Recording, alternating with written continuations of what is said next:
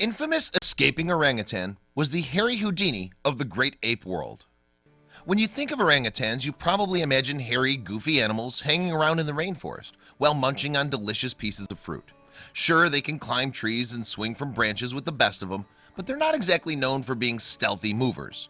At least, not usually. Before we begin, make sure to smash that like button, subscribe to our channel, and click the notification bell for more amazing videos. One orangutan at the San Diego Zoo would certainly beg to differ. Named Ken Allen, he was known for his strategic mind and daring escapes.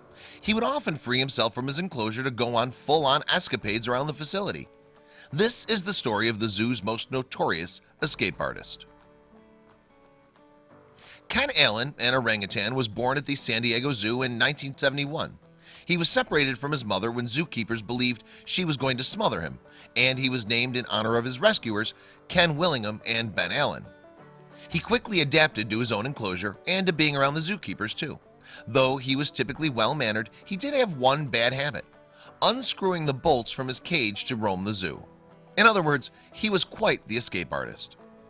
Ken Allen was always easily contained and returned to his cage following his adventures around the San Diego Zoo facilities. But on June 13, 1985, when he was a teenager, 14 to be exact, his notorious escapes truly began. That night, Ken Allen climbed the retaining wall of his enclosure and casually walked around the zoo while it was still open. He'd been out for several minutes before any of the zoo staff noticed. They managed to return him to his enclosure, but little did they know it wouldn't be the last time. The zoo's public relations team was worried that Ken Allen's escape would make headlines. Naturally it did, though they were surprised to learn the orangutan's shenanigans didn't tarnish the zoo's reputation at all.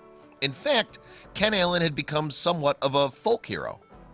Members of the public were so infatuated with the story, they soon began sporting free Ken Allen shirts and slapping bumper stickers on their cars. Musician Dennis Gersten even penned the track "The Ballad of Ken Allen" about the silly ape.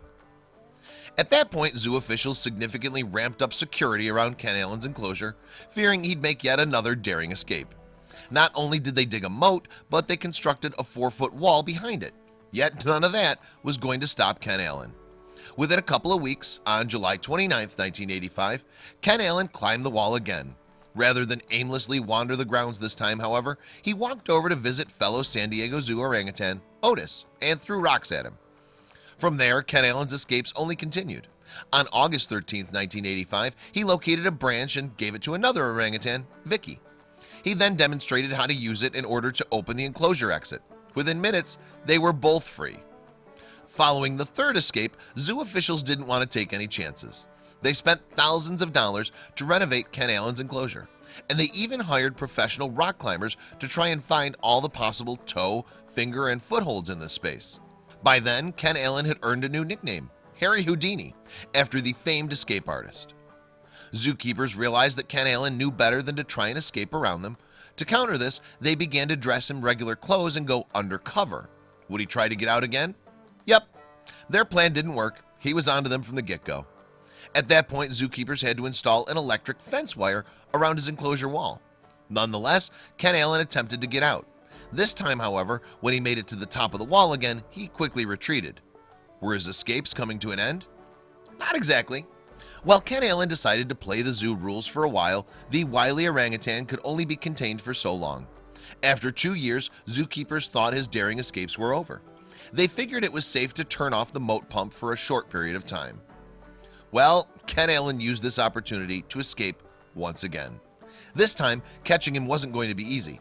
When zoo officials found him, he took off running, right toward the lion pen. The zookeepers narrowly managed to corral him before he could climb inside. Not knowing what else to do, the zoo added female orangutans to his enclosure, hoping that would keep him distracted. We thought maybe he was jealous of Otis's 3 female friends, Jeff Jewett, San Diego Zoo spokesman, explained. Of course, their plan immediately backfired. Shortly after, Ken Allen actually recruited his female companions to help him. Specifically, Kumang and Jane, who helped him to use a mop to climb the wall and get out once again. What was more, they came with him. Eventually, Jane was captured near the flamingo exhibit and tranquilized, while Kumang was brought back to the enclosure without incident. Fortunately, Ken Allen was also brought back to the enclosure without any trouble. Although Ken Allen never attempted another escape, in total he cost the zoo roughly $45,000 on security to keep him in his enclosure. All the while, local news continued to cover the orangutan's exciting life. Sadly, in the year 2000, at the age of 29, Ken Allen was diagnosed with B-cell lymphoma. Things didn't look good for the ape. Shortly after, zookeepers found it in his best interest to have him put down. He'd become such a beloved figure of the zoo that a publication called the Orange Gang News not only published a 2-page tribute in his honor, but also held a candlelight vigil. Though he might have made their jobs difficult while he was alive, Ken Allen would forever be remembered by zookeepers and the public alike for his daring escapes. Ken Allen might have been quite the troublemaker while he lived at the San Diego Zoo, but he made the zoo staff's job all the more interesting.